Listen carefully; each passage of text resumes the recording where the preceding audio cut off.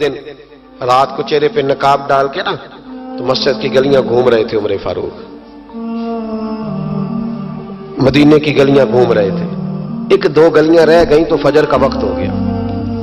تو حضرت عمر اپنے غلام سے کہنے لگے نماز پڑھ لیتے ہیں اور باقی دو گلیاں بعد میں گھوم لیں گے. حضرت عمر نے امامت کرائی تو نقاب اسی طرح چہرے پہ. ایک گلی سے گزر رہے تھے تو ایک بوڑھی اماں بیٹھی ہے خیمے میں، بوڑھی کچھ چہرے سے پریشان لگتی ہے. تو حضرت عمر غلام سے کہنے لگے اسے پوچھو کیوں پریشان ہے؟ ہمارا تو اپنا ابا پریشان رہتا ہے، ہم پوچھتے نہیں. ہم نہیں پوچھتے. ہماری اپنی اماں روتی رہتی ہے کہ چلو دو گھڑیاں رات کو آ کے بیٹھے گا میرے پاس، لیکن وہ آتا ہے 2 درجن کنوں لے کے اور سیدھا اپنے کمرے میں جاتا ہے اور بیگم صاحبہ سے کہتا ہے کہ 6 اماں کو بھی دے آؤں، اس نے کون سا کھانے ہیں.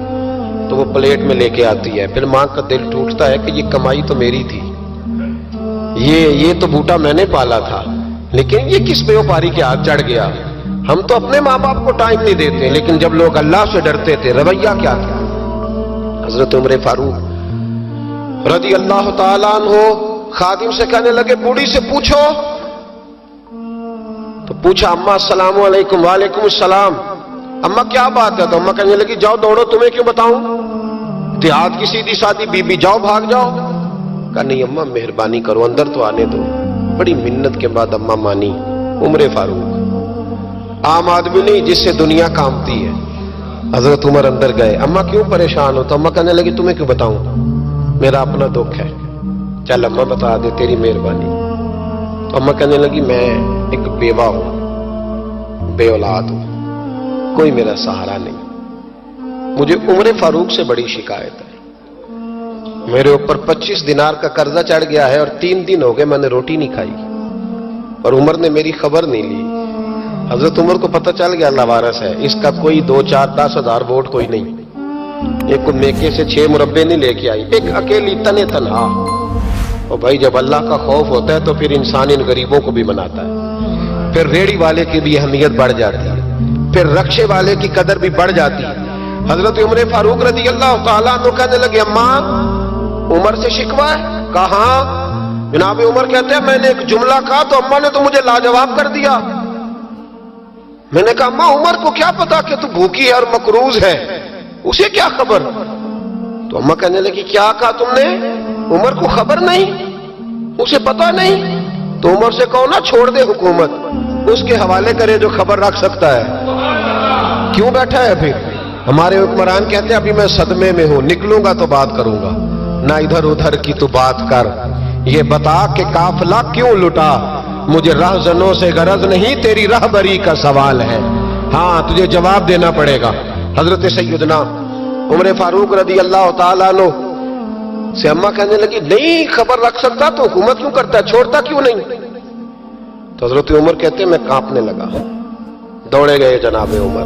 میں نے کہا اس اماں کا 6000 ووٹ نہیں کہ اس کی قدر کی جائے. یہ اماں کوئی بہت آکسفورڈ یونیورسٹی کی ڈگری ہولڈر نہیں کہ اس کی بات مانی جائے کہ لاوارث اور بیوہ بی بی. عمر دوڑے گئے، گھر سے اناج کا تھیلا کندھے پہ رکھا، 25 دینار بھی لیے، پکا پکایا کھانا بھی لیا. خادم کہنے لگا حضور مجھے دے دے میں اٹھا لیتا ہوں. تو حضرت عمر فرمانے لگے چل وعدہ کر قیامت کے دن بھی میرا بوجھ اٹھائے گا.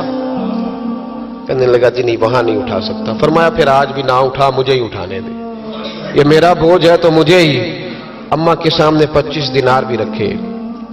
پھر اماں کو حضرت فاروق اعظم نے 2 مہینے کا راشن بھی دیا، پھر پکا پکایا کھانا بھی دیا. معمولی آدمی کی بات نہیں کر رہا، 24 لاکھ مربع میل کا حکمران. حضرت عمر مدینے میں بیٹھ کے کبھی للکار دیں تو کیسر و کسریٰ کی ٹانگیں کانپیں.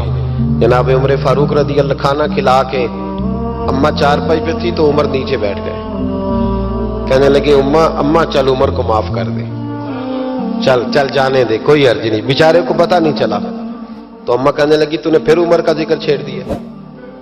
بیٹے میرے گھاؤ بڑے گہرے ہیں، میرے زخم بڑے سخت ہیں، کلیجہ پھٹے تو تجھے دکھاؤں کتنی تکلیف میں ہوں.